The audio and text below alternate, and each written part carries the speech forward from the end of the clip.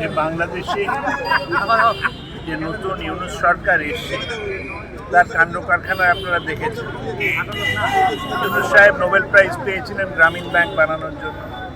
গ্রামীণ ব্যাংক বানিয়েছেন, কিন্তু উনি রাজ্য পরিচালনায় যে দক্ষতা থাকা দরকার তার কোনো প্রমাণ দিচ্ছেন।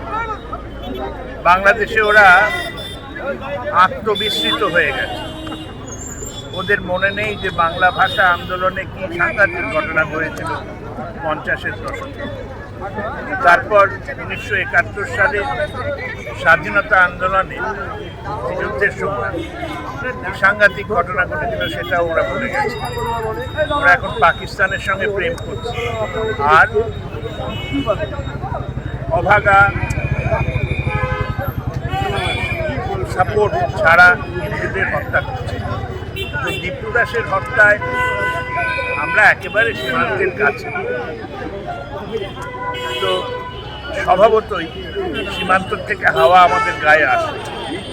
আমরা যখন এখানে আমাদের বিজেপির কর্মীরা দেখলেন যে দীপু দাসের হত্যা হলো, তার কোনো বিচার হলো, সেই দীপু দাসের হত্যার বিরুদ্ধে আন্দোলন করতে আমরা বেরিয়েছি।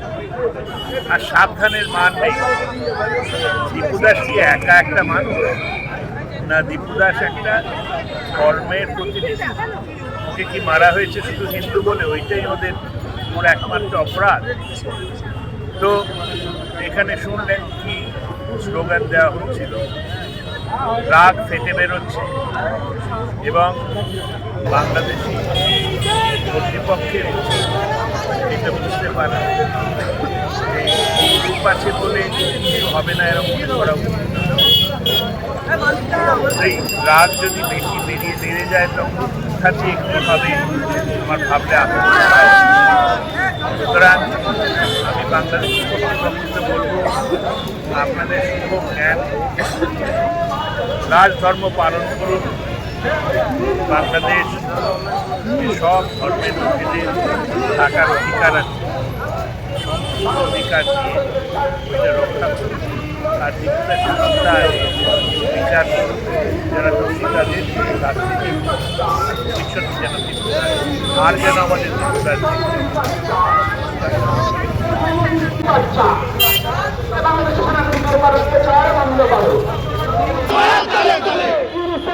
চলে